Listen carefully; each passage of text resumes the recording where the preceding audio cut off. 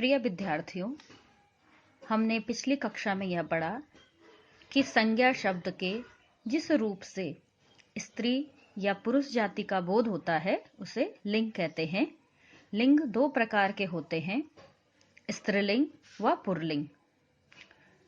जो शब्द पुरुष जाति का बोध कराने वाले शब्दों को हम पुल्लिंग कहते हैं और स्त्री जाति का बोध कराने वाले शब्दों को स्त्रीलिंग कहते हैं।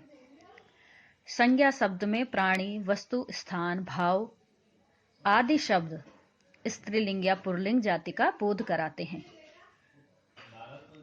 आज हम यह पढ़ेंगे कि वाक्यों को पुल्लिंग यदि वाक्य है उसको बदलते समय हमें किन बातों का ध्यान रखना चाहिए, और यदि स्त्रीलिंग वाक्य है, कर्ता अगर स्त्रीलिंग है तो हमें किन बातों का ध्यान रखना चाहिए। उदाहरण में देखेंगे, पिताजी दफ्तर जा रहे हैं, तो पिताजी यहाँ पर पुल्लिंग है, इसीलिए उनके अनुसार ही क्रिया का प्रयोग किया गया है। माताजी यहाँ पर स्त्रीलिंग है, इसीलिए वहाँ पर उन्हीं के अनुसार क्रिया का प्रयोग किया गया है। पिताजी में आप देख रहे हैं रहे है का प्रयोग किया गया और माताजी में रही है का प्रयोग किया गया है। लेकिन जब निर्जीव वस्तु आती है तो आप कैसे पता लगाएंगे कि वो स्त्रीलिंग है या पुल्लिंग है।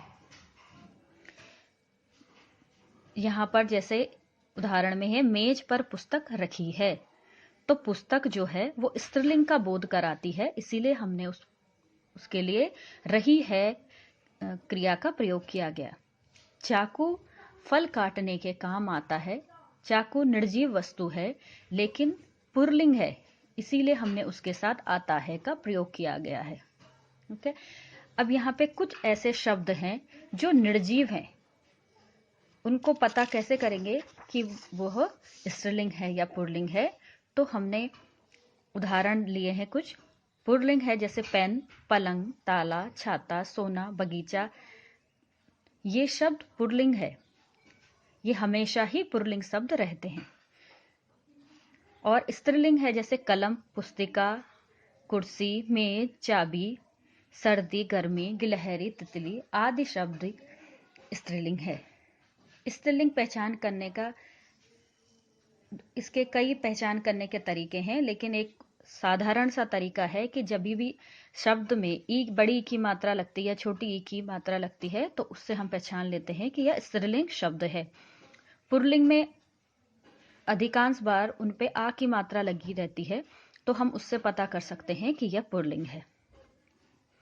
तो हमने यह पढ़ा कि अगर पुल्लिंग करता है तो उसमें हमेशा उसके अनुसार ही क्रिया का प्रयोग किया जाएगा, और अगर स्त्रीलिंग करता है या स्त्रीलिंग संज्ञा शब्द है तो उसके अनुसार ही क्रिया का प्रयोग करेंगे।